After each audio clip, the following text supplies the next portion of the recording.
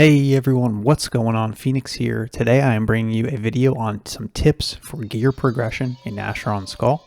So when you come out of the training hall, you're going to be given a Path Warden token and you can get Path Warden armor. This is the most basic armor that you can get in the game. It gives you some level 2 attribute buffs and has pretty low armor with impenetrability 2 that gets it up to 170 AL on each piece. Now, from here, we have a ways to go up, and we're going to go through each of the tiers. So after this, I would just recommend grabbing some high armor level loot armor, and we're going to get some levels here so I can show you the next piece of quest gear that we're going to go after, which is Amateur Explorer armor. So this casts level 5 protections and some level 5 creature buffs, which is a really good next step. You get this armor by turning in red letters or scarlet red letters, which you drop on level 80 monsters. You can get these from killing Tusker Guards if you like to do the Tusker Guard kill task to level up, and you can also get these from the Inner Sea Gear Knight invasion area, which I have a video on. You do need to put some points into Arcane Lore in order to get them to activate, but this is a really good next step. Everyone's going to know that you're a noob because everyone will see the armor, and it just is what it is. But it is a very good starter quest gear. And the good thing about this is that it's tradable, so you can get one set and use it on all your noob characters. Like I said, you're going to get level 5 buffs in pretty much everything that you need. Now, if you're using a buff bot on a buff server or getting buffs from a friend, this is not going to be super useful, and you can do a lot better than this. The next thing that we're going to be looking for is actually a Robe of the Tundra, which we can turn in Stonehold to get an enhanced Robe of the Tundra. This requires level 50 to wield, has a Arcane Lore rec of 100, and casts Permafrost. So that is a very, very good impen buff that is actually better than the best impenetrability buff in the game that you can cast on your own.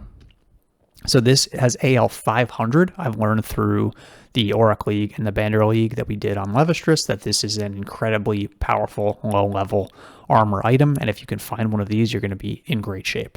Next, we'll be looking for lucky gold letters, again, off those Tuskers and off the Gear Knight, Inner Sea Gear Knight invasion area, and we're going to get the Seasoned Explorer armor. So this requires level 40 also, 100 Arcane Lore, and this casts level 6s. And has some minor buffs, so even if you are getting buffs through a buff bot, you're going to get some bonuses from wearing this armor. It's no drop, which is really nice if you're prone to dying, which if you watch my videos, I am sometimes. And if you're not getting buffs from a buff bot, the level 6s are really, really good, and you're going to be in great shape having that. The one downside to this set is that it is not tradable, so if you want it on multiple characters, you're going to have to get it on each of the characters you'd like to play on. Now, if you play on Levistrus, this can be further upgraded at level 100 to Blackfire Seasoned Explorer armor, but that is a Levistrus exclusive item. If you're not playing on Levistrus, you're going to want to get the Ancient Armor. The Ancient Armor is great if you are getting buffed by a buff bot, because it doesn't have a lot of creature spells. It is mostly just a high AL suit of armor with some protections built in. It also looks really cool, and you can get dye through the Rose of Seldon quest to change the color of this to whatever you want. But I do really like Ancient Armor. The downside to this is that you have to get either someone to give it to you, which is nice, or you have to run several quests to get each piece. And those quests are going to be difficult at level 100 with not very good gear if this is going to be an upgrade for you. So something to think about. You can see this has AL 665, which is way above anything else that we've seen so far. It casts, like I said, some protections, which I believe are above level 6, but below level 7. So 62%. I think 7s are 65%. So still not bad. Now at around this level, you could also be working on a major suit, but if you can't find a loot-generated major suit, one option is the Armor of Darkness set. You have to be in level 125 to wield this armor, and it is quest restricted, and you can only get one piece per time you run the quest. So it would be best to get this handed off to you by a patron or a friend, but I think it does look pretty cool. It matches the color of your underclothes, which is why in your inventory it looks white. So you can make this look however you want without dyeing it, which is nice. It has a decent number of majors, and it's an introduction to set armor. So this is going to give you 5 pieces of the hardy set, which gives you a really nice strength buff if you're a melee, gives you a nice endurance buff, and gives you some bonus health.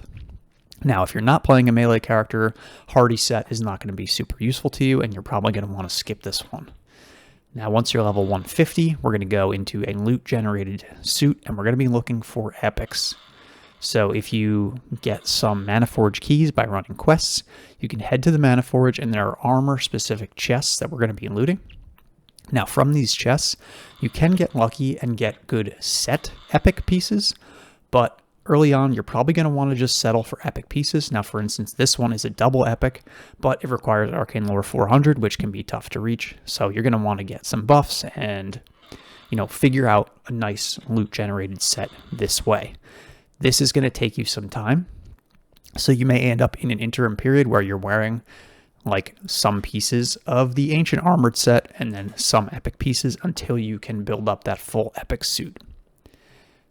The nice thing about building an epic suit is that you can then use it on your next character when they hit 150 once you outgrow it on your main character. So in the end, I pulled about 30 Manaforge keys, and I found 3 or 4 pieces that were useful. So it is going to take you some time to build up this epic suit.